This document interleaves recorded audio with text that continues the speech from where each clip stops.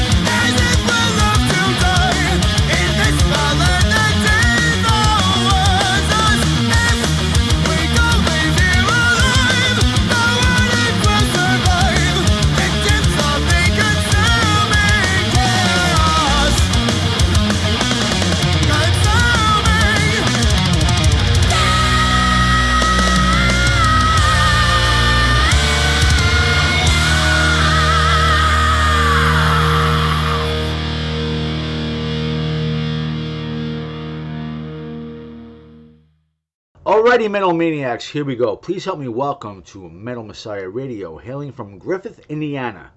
We have a band with a variety of metal flavors rolled into one. The band's called Axios, and joining us we have three members. We have Dan Baggarly, the lead vocalist. We have TJ Fernandez on guitar, and Dave Matthews on guitar as well. Dave Matthews.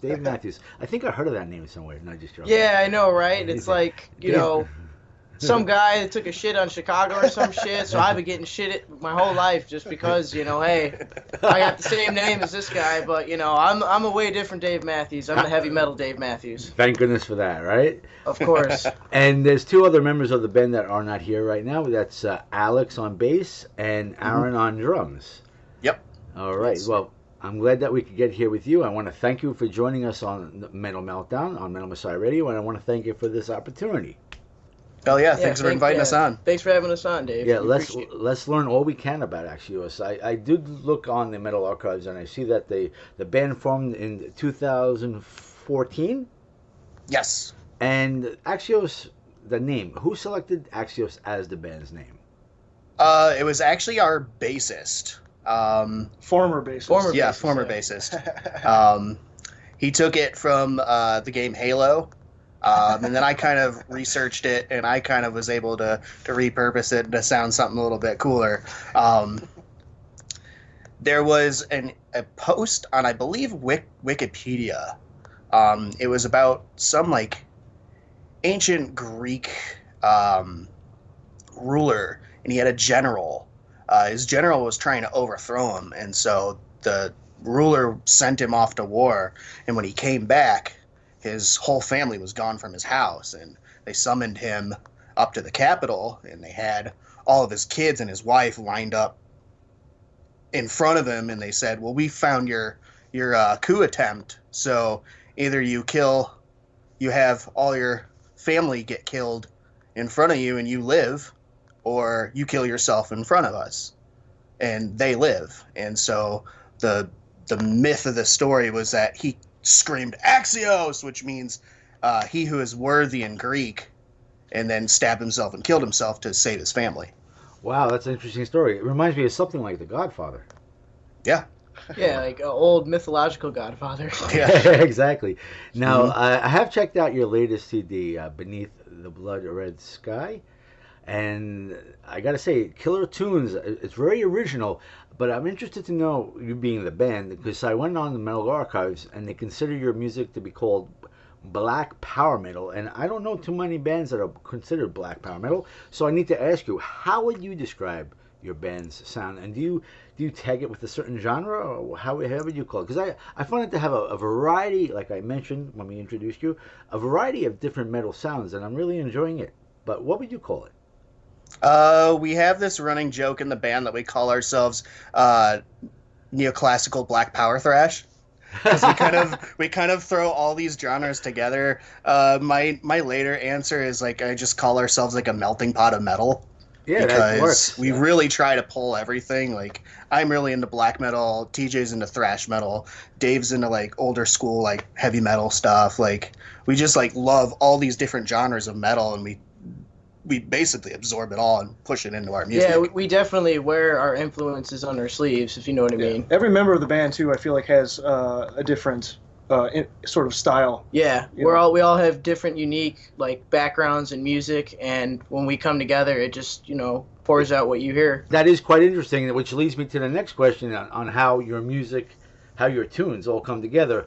As far as the writing process, the lyrics, and as you're describing the music.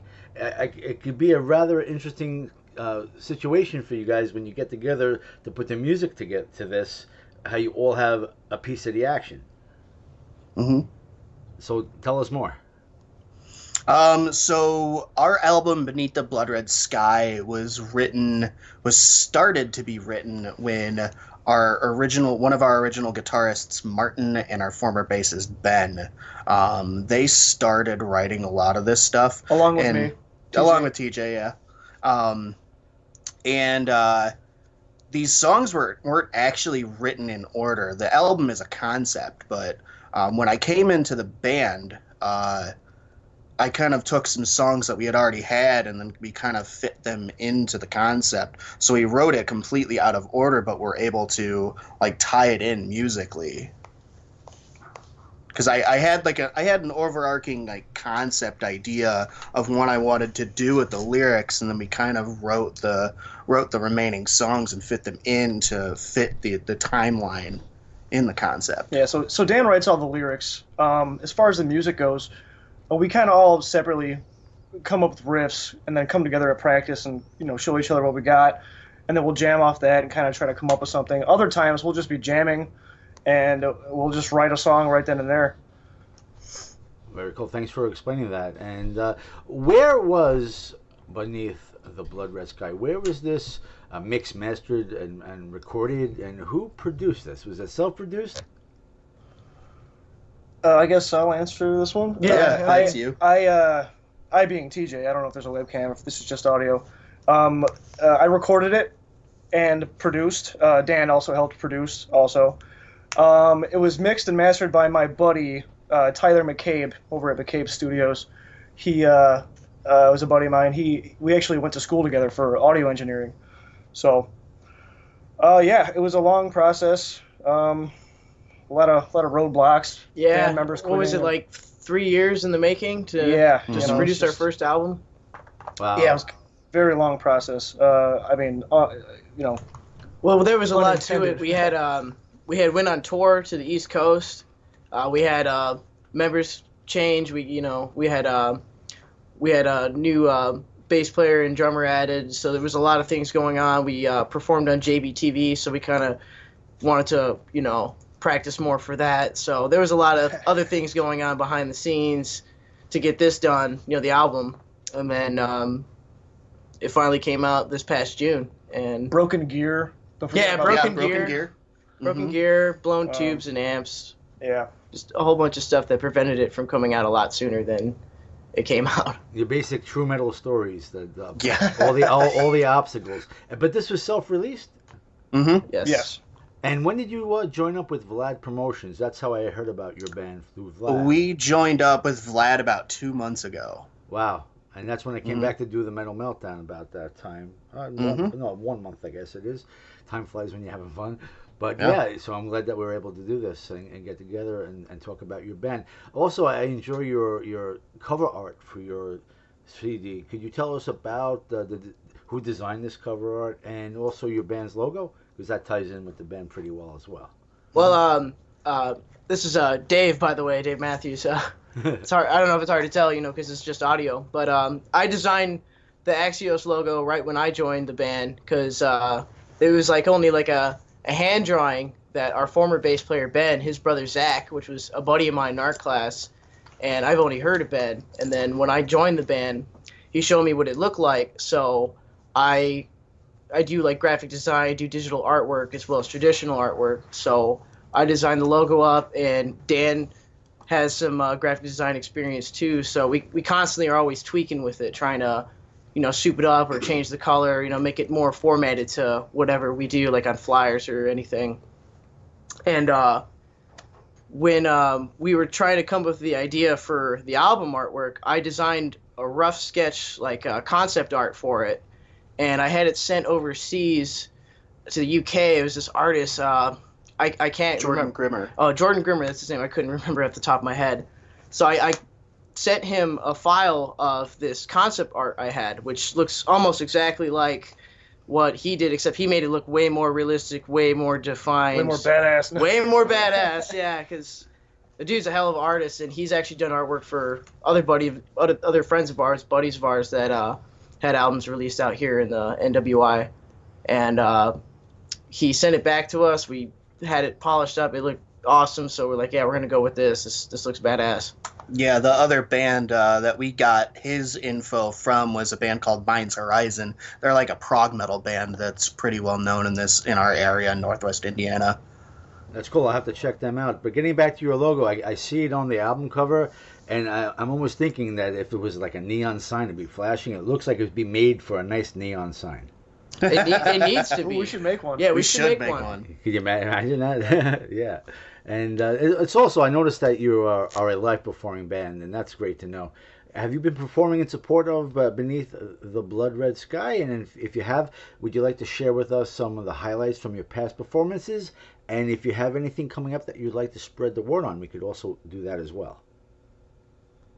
Well, we released the album. We had an album release show actually in Highland, Indiana. There's a venue called The Room, and we put a show together. I had some connections through buddies of mine that have played there in the past. They talked to the guys like, hey, these guys are trying to have an album release show.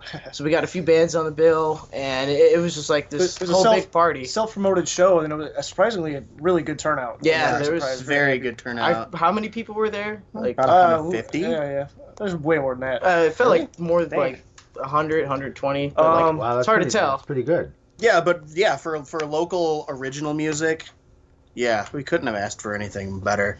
Yeah, but when we released the album, we got tons of offers. Like, we opened for Sanctuary a couple months back. That was really cool. Yeah.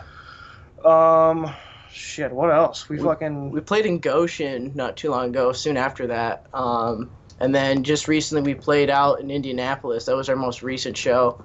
We played at a venue called Healer, which that was a really cool place to play. It was like you're walking into a psychedelic trip. Yeah, it was like a DIY space / art exhibit. It was an old office building that they left all the cubicles, and they took the cubicles and turned them into little art projects. Don't forget about the Venom Inc. show, guys. Oh yeah. Oh yeah, that was when last August, not this past August, but last year August. Was it that long ago? Yeah, it was August 2018. Holy crap. Yeah, we opened up for Venom Inc. and that was a pretty badass show too. It was our first. Yeah, I would imagine. Oh yeah, it was our very first time playing at Reggie's Rock Club up in Chicago. But yeah, we're in the process of planning like a 2-week, maybe 3-week tour next summer. So we got a lot of work ahead of us. Mm-hmm. And did you say earlier that you actually were in the East Coast also? Yeah, we were. Yeah, that was our when we released the EP, which is like half of the album. 2016. Yeah, 2016. Yeah, we were we were going through the East Coast. We had we were touring with another thrash metal band from our area called Testimony. Oh.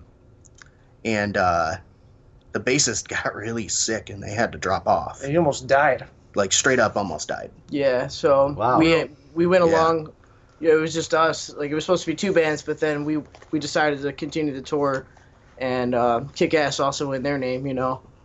So we went all the way from Indiana all the way up to, what was it, Staten Island? Yeah, Staten Island. We had Worcester. Yeah, Worcester. Worcester. We went to Baltimore. All over. Yeah, we went pretty much a pretty good route just going through the East Covered Coast. a lot of New England. Yeah. Wow. Which is actually where we kind of we're planning on going for next summer. Well, I'm on Long Island, so I'm we'd say east of Staten Island and east of the city.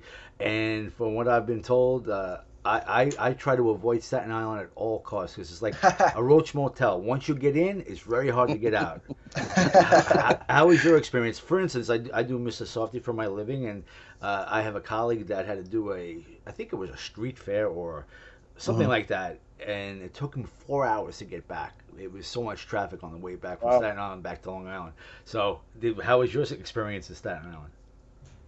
Let's talk about the show first of all. It was pretty crazy. Yeah, that was really cool. It was like a bunch of teenagers. They turned their basement into a house venue. They all spoke Russian. Yeah, it was like this little like Russian metal community in Staten Island, and it was a rager. Wow. Like the girl got kicked in the head. It's pretty cool.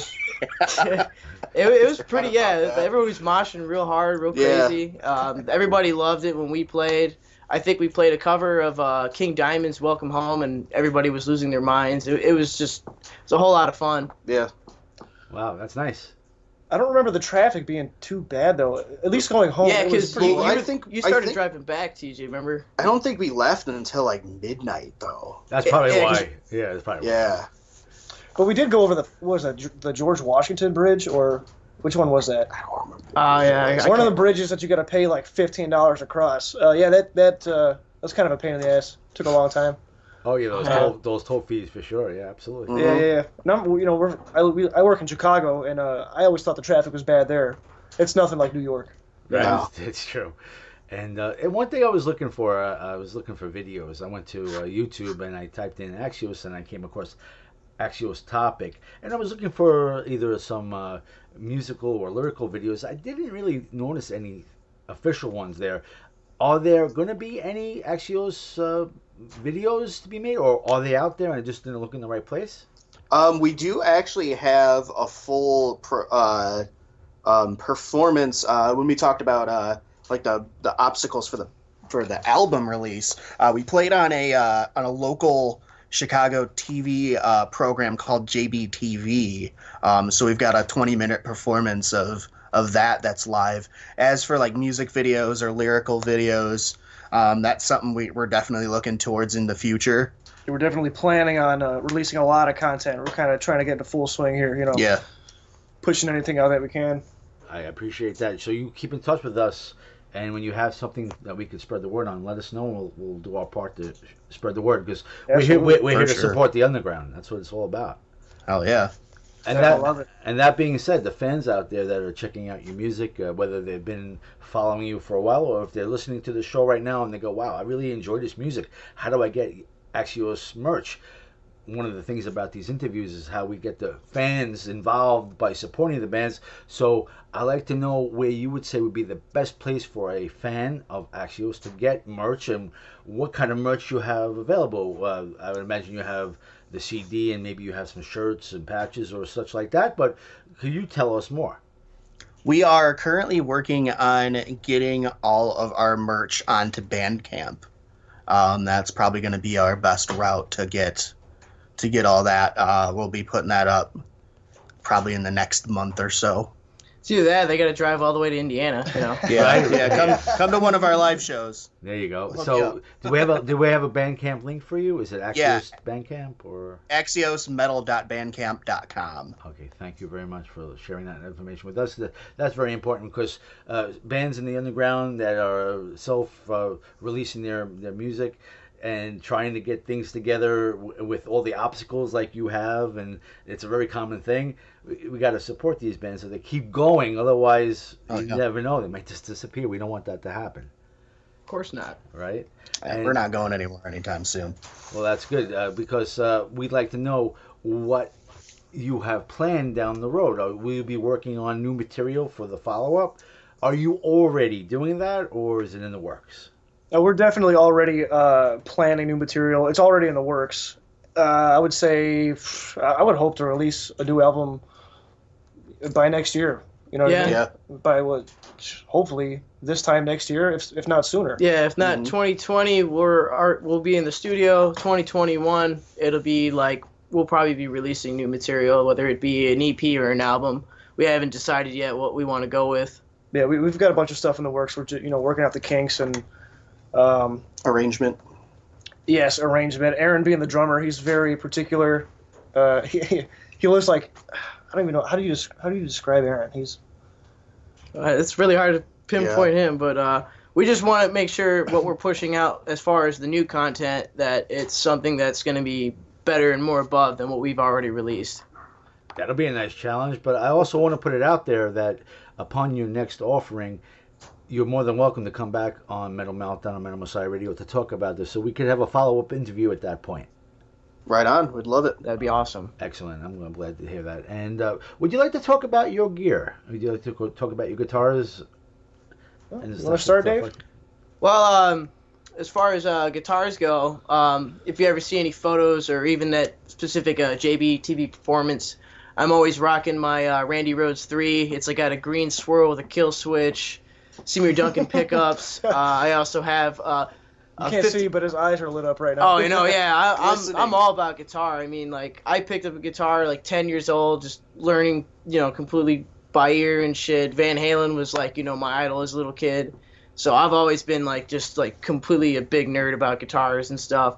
So my amp is actually an original 5150 Eddie Van Halen signature amp, and to me that's been like one of the greatest amps I've ever played with live. It's just got like the best tone, best sustain. I've always been rocking that. So it's kind of funny how I'm saying influence on our sleeves. I got a Randy Rhoads V, and then I got an Eddie Van Halen amp. So I use that, and then I got a vintage Marshall cab to go along with the head. So I'm always performing live with those two things. Yeah, we're both rocking JCM 800 cabs. Very solid instrument. Yeah. Or a cabinet, I guess. Yeah, Speaker setting, whatever.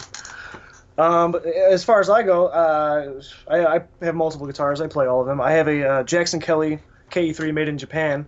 It's similar to Dave's guitar, except, Kelly shaped. Yeah, it has the same finish. It's like a red swirl instead of green. So it looks dope when we're both playing. Yeah, right. It's like a fire and ice. Or I don't know. What's green? Acid? I don't know. Yeah, acid. Acid, or what else is green? Blood Shrek. and acid. It's Shrek. like Charmander and Shrek. I don't know. Or Bud. Like toxic waste. Yeah. There Toxic you Avenger. He said or blood. Yeah, toxic waste, nuclear stuff. Yeah. go. But the trend, I see a trend these days where a lot of these metal bands are using like processors. You got the Kempers and you got the Helix and the Axe effects and stuff. And I feel like we're not one of the only bands, but not many bands out there these days are using tube amps, and that's something that I like. I like the sound of a tube amp. It sounds so much better than digital. I mean, honestly, the technology is getting kind of good. It is, but there's something about the vintage aesthetic of a tube amp. Yeah, for sure. But I play through a PV XXX, and as I said before, a JCM 800. I think built in '86 or '87, something like that. Yeah. Yeah, some vintage.